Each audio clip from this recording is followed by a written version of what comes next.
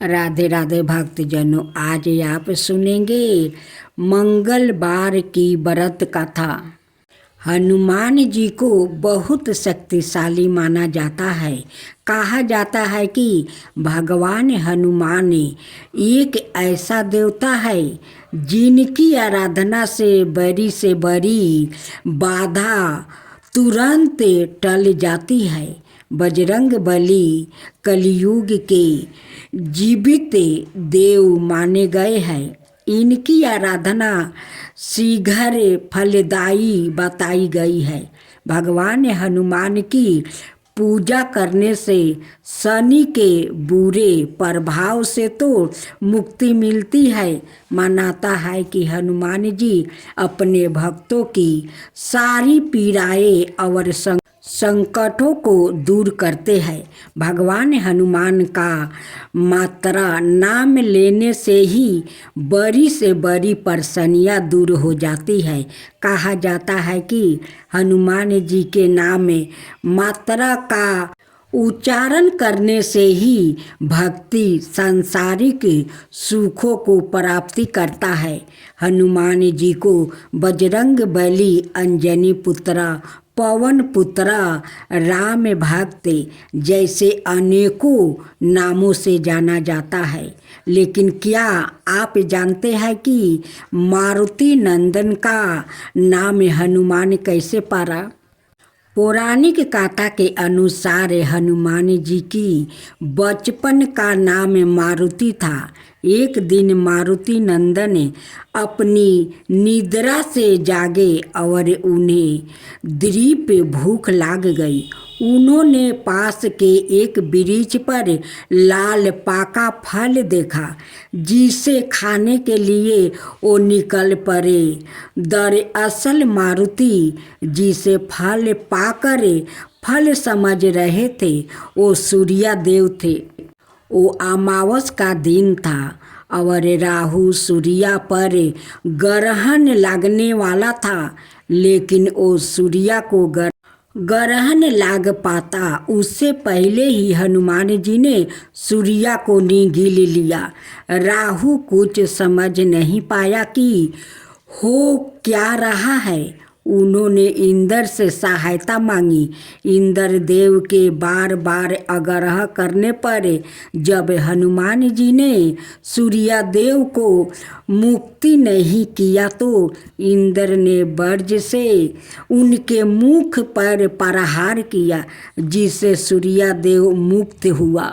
वही वज्र के प्रहार से पवन पुत्र मूर्छित होकर पृथ्वी पर आ गिरे और उनकी ठूठी टेढ़ी हो गई। जब पवन देवता को इस बात की जानकारी हुई तो वो बहुत क्रोधित हुआ। उन्होंने अपनी शक्ति से पूरे संसार में वायु के प्रवाह को रोक दिया, जिसके परिणाम स्वरूप पृथ्वी पर जीवों में तराही तराही मच उठी। इस विनाश को रोकने के लिए सारे देवगण पवन देव से आग्रह करने पहुँचे कि वो अपने क्रोध को त्यागे पृथ्वी पर प्राण वायु का परिवाह करे। सभी देवताओं ने पवन देव की प्रसन्नता के लिए बाल हनुमान को पहले जैसा कर दिया और साथ ही बहुत सारे वरदान भी दिया। देवताओं के वरदान से बालक हनुमान और भी ज़्यादा शक्तिशाली हो गए। लेकिन वज्र के चोट से उनकी ठूठी टेढ़ी हो गई, जिसके कारण उनका एक नाम हनुमान जी की बचपन की कहानी। हनुमान जी बचपन में शरारती थे और कभी कभी जंगलों में तपस्या करने वाले ऋषियों को चिढ़ाते थे। उनकी हरकतों को आसानियाँ पाकर लेकिन यह महसूस करते हुए कि हनुमान एक बच्चे थे, ऋषियों ने उन्हें एक हल्का श्राप दिया, जिसके कारण वो अपनी क्षमता शक्तियों को याद नहीं कर पा रहे थे जब तक कि कोई अनाए व्याकृत उन्हें याद ना दिलाए कि सिकिदा कांड और सुंदर कांड में शराप पर प्रकाश डाला गया है। जब जमावत ने हनुमान को उनकी क्षमताओं की याद दिलाई और उन्हें सीता को खोजने और खोजने के लिए प्रोत्साहित किया। हनुमान जी बचपन में शरारती थे और भगवान हनुमान जी और भगवान भीम दोनों भाई थे। हनुमान जी को भीम का भाई भी माना जाता है क्योंकि उनके एक ही पिता बाहु थे। पांडवों के वनवास के दौरान हनुमान ने अपने अहंकार को वश में करने के लिए भीम को एक कमजोर और वृद्धा बांदर के रूप में प्रकट होते हैं।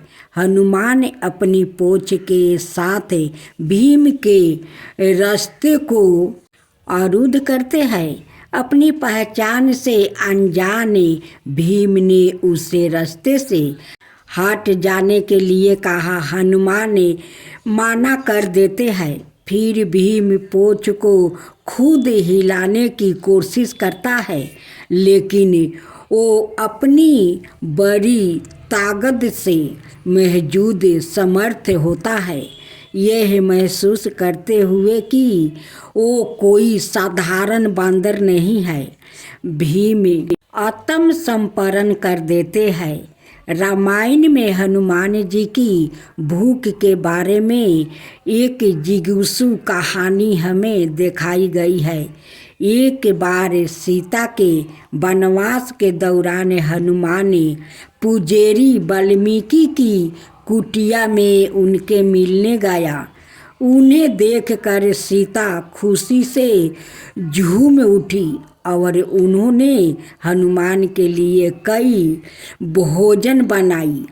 उनसे उसकी सेवा करना जरूरी रखा लेकिन जल्द ही थकावट के कागर पर थी। निराश में उसने भगवान राम से प्रार्थना की जिन्होंने उसे हनुमान को परोसे जाने वाले भोजन में एक तुलसी का पाता जोड़ने की सलाह दी। चौकी तुलसी भगवान राम को अर्पित की जाती है और हनुमान राम के प्रबल अनुयायी थे। उनकी भूख अंत कम हो गई और वो दीर्पित हो गया। हनुमान जी का एक पुत्र भी था जिसका नाम मकरध्वज था। मकरध्वज के जन्म की कहानी काफ़ी दिलचस्प है। जब हनुमान लंका जलाने के बाद समुद्र के ऊपर वापस उड़ रहे थे तब उन्हें बहुत पसीना आ रहा था। उसके पसीने की एक बूंद पानी में गिर गया और एक मगरमच्छ मछली ने उसे निगल लिया। इस तरह मकरध्वज की कल्पना की गई थी। हनुमान अपनी वानर सेना के साथ गुफा के प्रवेश द्वार के पहरेदार थे जहाँ वैष्णवो देवी गुफा से बाहर आने से पहले 9 महीने तक ध्यान कर रही थी। बाण गंगा नामक एक धारा है। बाण का शाब्दिक अर्थ है एक तीर। जहाँ देवी ने अपने तीर का इस्तेमाल पहाड़ी से पानी के एक धारा निकालने के लिए किया। जब वो प्यासा हो गया तो हनुमान की प्यास बुझाने के लिए वैष्णो देवी ने उनसे भैरवनाथ को अपने पास छोड़ने के लिए कहने से पहले हनुमान ने भी भैरवनाथ से युद्ध किया। राम की मृत्यु नहीं होगी, क्योंकि हनुमान यम मृत्यु के देवता को राम पर दावा करने के लिए अयोध्या में प्रवेश नहीं करने देंगे। हनुमान का ध्यान हटाने के लिए राम ने फर्श में एक दरार के मध्यम में अपनी अंगूठी गिरा दी और हनुमान से उसे वापस लाने के लिए कहा। रास्ते में हनुमान नागों की भूमि पर पहुँचे और राम की अंगूठी की खोज के लिए अपने राजा की सहायता मांगी।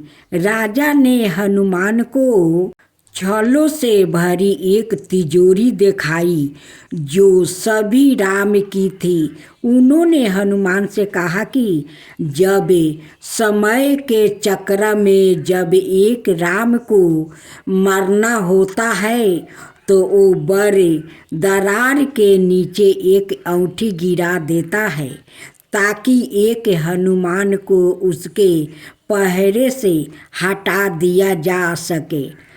10 को पकड़कर और गहरे दुखी हनुमान वापस पृथ्वी पर आ गया। हम आशा करते हैं कि आप जहाँ भी जाते हैं भगवान हनुमान का आशीर्वाद आपका अनुसरण करता है और वो आपको सुरक्षित, सुख, स्वास्थ्य और समृद्धि रख सकते हैं। अब सुने सीता माता की कहानी। यह कहानी सीता माता कहती थी और श्री राम इसे सुना करते थे। एक दिन श्री राम भगवान को किसी काम के लिए बाहर जाना पर गया तो सीता माता कहने लगी कि भगवान, मेरे तो 12 बरस का नित नियम है। अब आप बाहर जाएंगे तो मैं अपनी कहानी किसे सुनाऊंगी। श्री राम ने कहा कि तुम कुएं के पल पर जाकर बैठ जाना और वहाँ जो औरत पानी भरने आएगी उन्हें अपनी कहानी सुना देना। सीता माता कुएं के पल पर जाकर बैठ जाती है। एक स्त्री आई, उसने रेशम की जरी की साड़ी पहन रखी थी और सोने का घड़ा ले रखी थी। सीता माता उसे देख कहती है कि बहन, मेरा 12 बरस का नित नियम सुन लो। पर वो स्त्री बोली कि मैं तुम्हारा नित नियम सुनूंगी तो मुझे घर जाने में देर हो जाएगी और मेरी सास मुझसे झगड़ेगी। उसने कहानी नहीं सुनी और चली गई। उसकी रेशम जरी की साड़ी फट गई, सोने का घड़ा मिट्टी के घड़े में बदल गया। सास ने देखा तो पूछा कि यह किसका दोष अपने सिर लेकर आ गई है। बहू ने कहा कि कुएं पर एक औरत बैठी थी, उसने कहानी सुनने के लिए कहा लेकिन मैंने सुनी नहीं, जिसके कारण यह फल मिला है। बहू की बात सुनकर अगले दिन वही साड़ी और घड़ा लेकर सास कुएं की पल पर गई। सास को वही माता सीता बैठी मिली तो माता सीता ने कहा कि बहन, मेरी कहानी सुन लीजिए। सास बोली कि एक बार छोड़, मैं तो 4 बार कहानी सुनूंगी। राम आए, लक्ष्मण आए, देश के पुजेरी आए, नीत नियम का नियम लाए। आओ राम, बैठो राम, तपी रसोई जियो राम, माखन मिश्री खाओ राम, दूध बतासा पियो राम, सुत के पल का पोढ़ो राम, साला दुसाला पोढ़ो राम, साला दुसाला ओढ़ो राम। जब बोलो जब राम ही राम, राम संवारे सबके काम, खाली घर भंडार भरेंगे, सबका बेड़ा पार करेंगे। श्री राम जय जय राम। सास बोली कि बहन कहानी तो बहुत अच्छी लगी।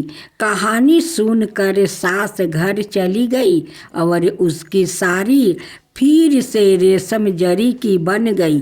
मिट्टी का घारा फिर सोने के घारा में बदल गया।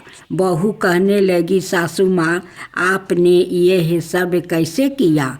सास ने कहा कि बहू तू दोष लगा के आई थी और मैं अब दोष उतार कर आ रही हूँ। बहू ने फिर पूछा कि वो कुएं वाली स्त्री कौन है? सास बोली कि वो सीता माता थी। वो पुराने से नया कर देती है, खाली घर में भंडारे भर देती है। वो लक्ष्मी जी का वास घर में कर देती है। आदमी की जो भी इच्छा हो उसे पूरा कर देती है। बहू बोली कि ऐसी कहानी मुझे भी सुना दो। सासू बोली कि ठीक है, तुम भी सुनो। और सास ने कहानी शुरू किया। राम आए लक्ष्मण आए, देश के पुजेरी आए, नीति नियम का नियम लाए। आओ राम बैठो राम, तपी रसोई जियो राम, माखन मिश्री खाओ राम, दूध बतासा पियो राम, सुत के पलका पोढ़ो राम, साला दुसाला पोढ़ो राम, साला दुसाला ओढ़ो राम, जब बोलो जब राम ही राम, राम संवारे सबके काम, खाली घर भंडार भरेंगे, सबका बेड़ा पार करेंगे, श्री राम जय जय राम। कहानी सुनकर बहू बोली कि कहानी तो बहुत अच्छी है। सास ने कहा कि ठीक है, इस कहानी को रोज कहा करेंगे। अब सास बहू रोज सवेरे उठती, नहाती धोआती और पूजा करने के बाद नित्य नियम कि सीता की कहानी कहती। एक दिन उसके यहाँ एक पड़ोसिन की औरत आई और बोली कि बहन जरा से आँच देना। तो वो बोली कि आँच तो अभी हमने जलाई ही नहीं। पड़ोसिन ने कहा कि तुम तो सुबह 4 बजे से उठकर क्या कर रही हो? फिर उन्होंने कहा कि सुबह उठकर हम पूजा करते हैं, फिर सीता माता की नित्य नियम की कहानी कहते हैं। पड़ोसिन कहती है कि बहन ऐसी कहानी तो मुझे भी सुना दो। फिर वो बोली कि ठीक है, तुम भी यह कहानी सुन लो।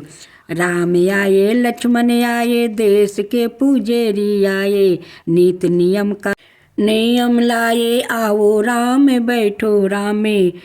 सारी कहानी सुनने के बाद पड़ोसिन कहने लगी, बहन कहानी तो मुझे बहुत अच्छी लगी। अब वो पड़ोसिन भी नित्य नियम में सीता माता की कहानी कहने लगी। कहानी कहने से सीता माता ने पड़ोसिन के भी भंडार भर दिया। अब तो पूरे मोहल्लों में नित्य नियम की कथा चल पड़ी। हर किसी की मनोकामना पूरी होने लगी। हे सीता माता, जैसे आपने उनके भंडार भरे वैसे ही आप हमारे भी भंडार भरना, कहानी सुनने वाले के भी और कहानी कहने वाले के भी। अब हनुमान जी की आरती। आरती की जो हनुमान लला की, दुष्ट दल ने रघुनाथ कला की, जाके बल से गिरवर कापे, रोगी दोष जखनी कटना झाके, अंजनी पुत्र महाबलदाई, संतन के प्रभु सादा सहाई।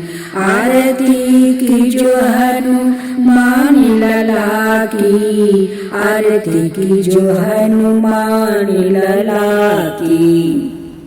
देविया रघुनाथ पेठाए, लंका जरि सिया सुधिलाए, लंका सो कोटि समुंदर सिखाई, जात पवन सुत बर न लाई। आरती की जो हनुमान लला की, आरती की जो हनुमान लला की। लंका जरी असुर सहारे, सिया राम जी के काज सवारे। लक्ष्मण मुनि छति परे सकारे, लाए सजीवने प्राण उबारे।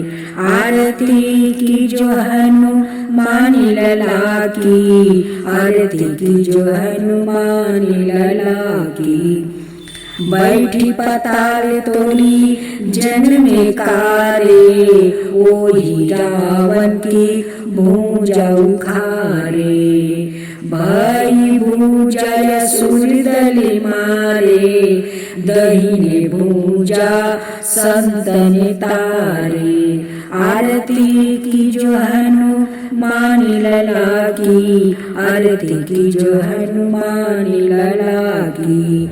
सुर नर मुनि जन आरती उतारे, जय जय जय हनुमान उचारे। कंचन थाल कपूर लो छाई, आरती करत जाना माई।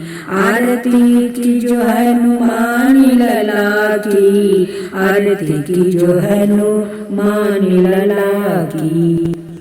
जो हनुमान जी की आरती गावे, बसहि बैकुंठ परम पद पावे। लंके विधिवास की रघुराई, तुलसीदास स्वामी कीर्ति गाई। आरती की जो हनुमान लला की, आरती की जो हनुमान लला की। दुष्ट दलन रघुनाथ कला की, दुष्ट दलन रघुनाथ कला की। आरती की जो हनुमान लला की, आरती की जो हनुमान लला की।